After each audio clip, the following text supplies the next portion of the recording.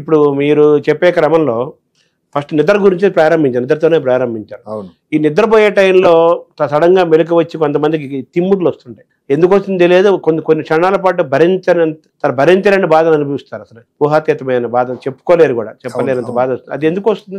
అది muscle cramps అంటామండి. దాని మీద కొన్నాళ్ళ క్రితం ఇక్కడే ఒక వీడియో చేశాను నేను, కొన్ని లక్షల మంది చూశారు. అంటే అది చూసిన తర్వాత నాకు అనిపించి ఇంతమంది ఇబ్బందితో బాధపడుతున్నారా. దాన్ని ఏమంటారు సార్ యాక్చువల్గా మీ భాషలో? మజిల్ క్రాంప్స్ అంటాం. అంటే తెలుగులో క్రాంప్ అంటే కండరాల్లో తిమ్మిర్లు, కాలు దగ్గర అవుతుంది, కాళ్ళకు ఈ భాగం వస్తుంది. కాళ్ళలో ఈ వెనక భాగాన్ని కాఫ్ అంటాం. ఆ భాగం అక్కడ ఉండే కండరాల్లోనే వస్తుంది. పడుకున్నప్పుడే రాత్రి వస్తుంది. అంటే వచ్చిందంటే ఒకసారి విపరీతం, ఈ ప్రమాదం లేదు కానీ చాలా ఇబ్బంది.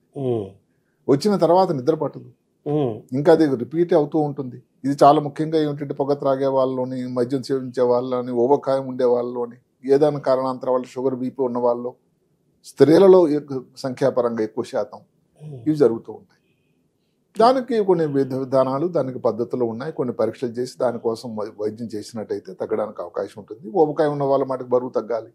ఏదైనా కొన్ని రకాల మందులు తీసుకునే వాళ్ళైతే ఆ మందులు విడిచిపెట్టాలేమో. లేకపోతే ఇప్పుడు డయాబెటీస్ ఉందనుకోండి, డయాబెటీస్ వల్ల ఏం జరుగుతుంది, కాళ్ళలో ఉండే రక్తనాళాల్లో కూడా రక్త ప్రసరణ నెమ్మది అయిపోతుంది. అంటే దాన్ని థ్రాంబోసిస్ లాగా అంటాం, ఎథెరోస్క్లెరోసిస్. దానివల్ల కూడా ప్రాబ్లం ఉంటుంది. దానికోసం కూడా వైద్యం ఏదైనా చేయాల్సి ఉంటుంది. డయాబెటీస్ ఉన్న వాళ్ళలో కూడా ఇది చాలా కామన్. కాబట్టి దానికి కొన్ని పరీక్షలు ఉంటాయి. ఎలక్ట్రోలైట్స్ అని ఎలా ఉన్నాయా, సోడియం అని, పొటాషియము, కాల్షియము, మెగ్నీషియం. అదే కాకుండా రక్తనాళాల తాలూకు కాళ్ళలో రక్తనాళాల పరిస్థితి ఏమిటి. అదే కాకుండా నడుములో కానీ ఏదన్నా కానీ నడుములో ప్రాబ్లం, డిస్క్ మాదిరి కానీ స్టినోసిస్ కానీ ఉండేటట్టయితే కూడా ఇలాంటి ఇబ్బందులు రావచ్చు. అన్నీ అవసరమైన కొన్ని పరీక్షా విధానాలు చేసి దానికి నిర్దిష్టంగా దానికి వైద్యం చేయాల్సి ఉంటుంది. ఇప్పుడు మాట క్రికెటర్స్ ఆడుతున్నారు, వేసవికాలంలో విపరీతం చెమట, డ్రైన్ అయిపోతూ ఉంటారు. మధ్యలో క్రాంప్స్ వచ్చేసి రిటైర్డ్ హర్ట్ అవుతుంటారు చూడండి. అంటే దానికి కారణం ఏంటి, సాధ్యమైనంత ఇప్పుడు ఎక్సర్సైజ్కి వెళ్తున్నారు, అవసరమైనటువంటి నీరు తీసుకోకపోవడం కానీ, హైడ్రేషన్ కానీ లేకపోవడం వల్ల వేసవికాలంలో పర్టికులర్గా ఈ కమర్షియల్లో ఈ వాళ్ళు ఉన్నారు, స్విగ్గీ, జొమాటో, యంగ్స్టర్స్ వాళ్ళు మధ్య ఎంతవరకు వాటర్ తాగడానికి వాళ్ళ సమయం. ఇప్పుడు మాట వేసవికాలం మొదలైంది హైదరాబాద్ నగరంలో. ఆల్రెడీ భానుడు చాలా దూరంగా ఉన్నాడు, చూపిస్తూ ఉన్నాడు. ఇలాంటి సమయంలో వచ్చేటువంటి డీహైడ్రేషన్ వల్ల కూడా కానీ ఈ క్రాంప్స్ లాగా వస్తూ ఉంటాయి.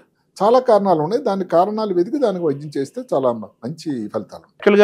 ఎంతసేపు ఉంటుంది అది వచ్చినప్పుడు జనరల్ గా ఏదో ఒక పుండులాగా, గడ్డలాగా అయిపోతుంది. అక్కడ నిజానికి ఏదో కండరాల్లో మార్పు లేదు. ఆ సమయంలో ఆ ఏరియాలో ఉండే కండరం ఒక గుత్తులాగా అయిపోతుంది. గుర్తుకుంటే నొప్పి కూడా ఉంటుంది. ప్రాబ్లం వల్ల ఎప్పుడు వస్తుందంటే రిపీటెడ్ గా వస్తే ఇంకా ఇబ్బంది. ఏదో అమావాస్య పూర్ణిమలో ఒకసారి వచ్చినట్టయితే పర్వాలేదు. కొంతమందికి మాత్రం రిపీటెడ్ గా వచ్చి నిద్రాభంగం జరుగుతుంటేనే దానికోసం డాక్టర్ సందర్శించడం, దానికి పరీక్షా విధానాలు ముందు చెప్పుకున్నట్టుగా చేసి దానికి వైద్యం చేస్తే బాగా. సో దానికి పరిష్కారం ఉంది, ఉన్నాయి. ఇప్పుడు మీరు చెప్పిన అల్జీమర్స్ మరి వైద్యం ఉందా, నయమవుతుందా? అసలు అల్జీమర్స్ ఈ మధ్య కాలంలో చాలా ప్రయోగాలు జరుగుతూ ఉన్నాయండి. చాలా కొన్ని అంటే ఇంతకుముందు అల్జీమర్స్ వ్యాధి అనే డయాగ్నోసిస్ అనేది లేట్ అయ్యేది. అల్జీమర్స్ తొందరగా డయాగ్నోస్ చేసినట్టయితే కొన్ని మందులు కూడా వచ్చాయి. ఇంకా 100% ఇప్పుడు ఏదో టైఫాయిడ్కి, మలేరియాకి, టీబీకి వచ్చిన మందులు మాదిరి కాకపోయినా మంచి ఫలితాలు వస్తూ ఉన్నాయి. ఆ దిశలో చాలా మంచి ఫలితాలు వచ్చేటువంటి అవకాశం కూడా ఉన్నది. పార్కిన్సన్కి అయితే ముందు నుంచి వైద్యం ఉన్నది. మందుల మాటకి ఎల్డోపా అని, సిండోపా అని, లేకపోతే సెలిజిలని ఉన్నాయి. చాలా మంచి మందులు ఉన్నాయి. అది కూడా ముందు ఎప్పుడు కూడా బెటర్ లేట్ దాన్ ఎవర్ లాగా ఎంత తొందరగా మనం దానిని మనం గుర్తించగలిగితే ప్రివెన్షన్, ఆ విధి విధానాలు దాన్ని బట్టి మారుతూ ఉంటాయి. దానివల్ల ట్రీట్మెంట్ కూడా మారుతూ ఉంటుంది. ఈ మధ్య కాలంలో ఏదైతే ఈ పార్కిన్సన్ వ్యాధికి ఆఖరిలో లాస్ట్ ఇంకా అన్యదా శరణమనాస్తే ఒక రవాణా శస్త్రచికిత్స కూడా, చికిత్సా విధానం కూడా ఉంది. ఇప్పుడు మీరు ఈ బ్రెయిన్ స్ట్రోక్స్, బ్రెయిన్ హెమరేజెస్, తర్వాత యాక్సిడెంట్స్ రూపంలో కానీ, స్ట్రెస్ వల్ల కానీ, ఊబకాయ వల్ల కానీ, రకరకాల కారణాల వల్ల బ్రెయిన్ స్ట్రోక్స్ వస్తున్నాయి, బ్లాక్స్ అవుతున్నాయి అంటున్నారు.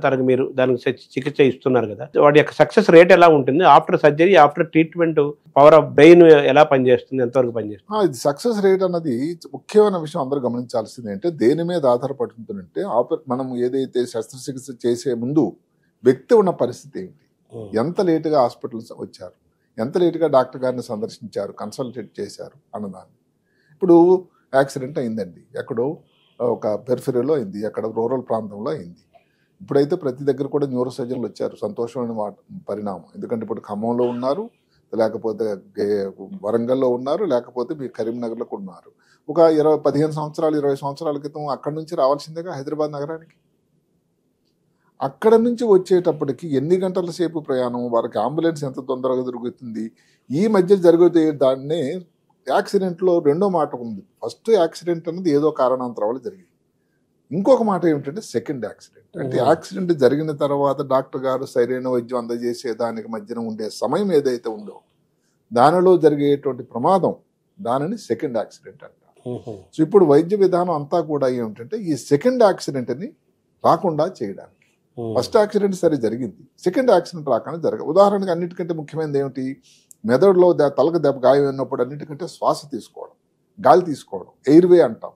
అంటే దానిని ఇప్పుడు ప్రతి ఊర్లో కూడా ఎనస్థీషియా డాక్టర్లు ఉన్నారు. ప్రతి చిన్న ఈ హెడ్ క్వార్టర్ తాలూకాలో కూడా ఎనస్థీషియా ఉన్నారు. ఫస్ట్ అక్కడి నుంచి పేషెంట్ పంపించేటప్పుడు ఒకవేళ అక్కడ న్యూరోస్థితి చేయడానికి సౌకర్యం లేకపోవచ్చు, కానీ గాలి తీసుకునేటువంటి ట్యూబ్ ఏదైతే ఉందో గొంతుకులో వేసి శ్వాస తీసుకోవడం సరైన క్రమంలో ఉంటే హైదరాబాద్ నగరం చేరుకునే వరకు కూడా ఒక 50% ఇబ్బంది అన్నది మీరు తగ్గించిన వాళ్ళు అవుతూ ఉంటారు. ఇది సెకండ్ యాక్సిడెంట్ రాకుండా ఉంటుంది. అంటే వాళ్ళ ప్రమాదం నుంచి తగ్గుతుంది. ప్రమాదం ఉన్నది, బ్రెయిన్లో మళ్ళీ ఆపరేషన్ చేయాలంటే ఇదంతా ఉంటుంది.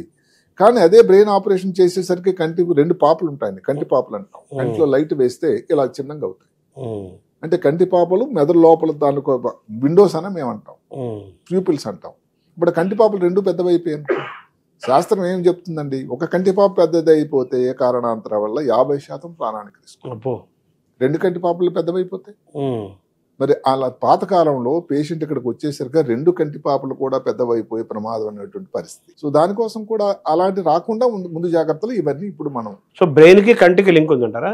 అంటే మరి కంటి తాలూకు ఏమిటి, అసలు మామూలుగా జోక్ ఏమిటంటే బ్రెయిన్ కి నిర్దేశించినప్పుడు మన బ్రెయిన్ తో చూస్తామట, కంటి నుంచి కాదట. అంటే బ్రెయిన్ లోపల కదండి కంటి తాలూకు కేంద్రం. ఆ కేంద్రం నుంచి ఒక వ్యవస్థ అమర్చాడు ఆయన కంటికి. అంటే ఉండేది ఇక్కడ ఆక్సిపిటల్ లోబ్, అక్కడ నుంచి వ్యవస్థ వచ్చి కంటి నరాలు ఏదైతే 2వ నంబర్ నరం ఆప్టిక్ నరం ఉంటుందో అక్కడికి వస్తుంది. అంటే మెదడు లోపల తయారైనటువంటి ఇబ్బందులు, ఒత్తిడులు అవన్నిటికీ ప్రమాణికం బయటకు మనకు కనబడేది చూడగానే చేసేది కంటిలో ఉండే కంటిపాప పెద్ద అయింది అని అర్థం ఏంటి, ఆ భాగం ఏదైతే మెదడులో 2 భాగాలు ఉంటాయి, కుడి భాగం ఎడమ భాగం, ఆ భాగంలో ఏదైనా ఒత్తిడి తయారవుతుంది, ఏదో ట్యూమర్ ఉంది, లేకపోతే ఏదో గడ్డ తయారైంది, ఏదో రక్తం స్రావం అయింది, చీము మొదలైంది అని ఇలాంటివన్నీ తెలియజేసేటువంటి ఒక సింపుల్ బెడ్ సైడ్ పరీక్ష.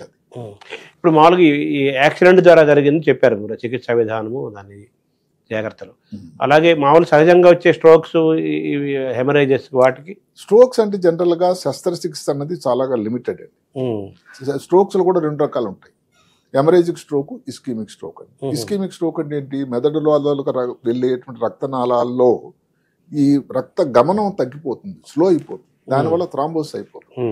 ఇప్పుడు 100 స్ట్రోకులు వచ్చేటట్టయితే 90% స్ట్రోకులు అనేది ischaemic stroke, 10% haemorrhagic stroke. Haemorrhagic stroke అంటే ఏమిటండి, హెమరేజిక్ స్ట్రోక్ అంటే రక్తనాళం పగిలి మెదడు లోపల రక్తస్రావం తయారవడం, వాటిల్లో ఇంకా ప్రమాదమైంది. దేనికి కూడా సర్జరీ అనేది మొదటి ఆలోచన కాదు. కొన్ని ప్రమాదకరమైన పరిస్థితుల్లో ఇంకా మరి ఆ పేషెంట్ని బతికించాలి, ఏదో ఒకలాగా ప్రయత్నం చేయాలి అన్నట్టయితే దాని తాలూకా కొన్ని శస్త్రచికిత్సలు అందుబాటులోకి ఉన్నాయి. అయినా కానీ ఇక్కడ అందరూ గమనించాల్సింది ఏంటంటే, స్ట్రోక్ వచ్చినప్పుడు మెదడులో ఆ ప్రాంతం తాలూకా రక్తం సప్లై డ్యామేజ్ అయిపోయింది. రక్తం సప్లై మళ్ళీ మామూలుగా పునరుత్తేజం చేయడానికి ఈ మధ్య కాలంలో కొన్ని వచ్చే ఇంటర్వెన్షన్ రేడియాలజీ అని వచ్చింది. మాటకు రక్తం సప్లై బ్లాక్ అయిపోయింది అనుకోండి, దానిని థ్రాంబెక్టమీ చేస్తున్నారు. అంటే యాంజియోగ్రామ్ ఎలాగైతే గుండెకి మామూలుగా చేసేది, బ్రెయిన్కి యాంజియోగ్రామ్ చేసి ఒక క్యాథెటర్ పంపించి అక్కడ ఉన్న థ్రాంబస్ని బయటకు లాగడం వల్ల మళ్ళీ రక్త ప్రసరణ పునర్జీవం అవ్వడానికి అవకాశం ఉంది అని. అది కాకుండా అప్పటికే కానీ పూర్తిగా ఆ ప్రాంతంలో ఎక్కడైతే బ్లాక్ అయిపోయిందో ఆ భాగం బ్రెయిన్ కానీ డ్యామేజ్ అయిపోయింది అనుకోండి, దానిని మరి పూర్తిగా నార్మల్ అవ్వడానికి ఆస్కారం ఉంది. సో వీటి యొక్క రేట్ ఎలా చూడాలి? అక్కడ సక్సెస్ రేట్ అన్నది అక్కడ కూడా మళ్ళీ సమయమే, టైమ్ ఈజ్ గోల్డ్.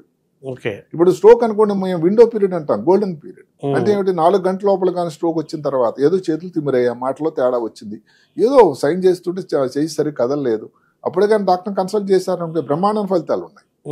సరే ఒకసారి వచ్చింది, కొంచెం చెయ్యి వీక్ అయింది, ఇంత లోపల డాక్టర్ దగ్గరికి ఏదో హైదరాబాద్లో ఎక్కడ అల్వాల్లో ఉన్నారు, 6 గంటలో వచ్చేసారు, దానికి ఈ వైద్యం చేసి కొన్ని మందులు కూడా ఉన్నాయి, ఏదైతే రక్తం బ్లాక్ అయిపోయిన మందును విడగొట్టడానికి, డైల్యూట్ చేయడానికి.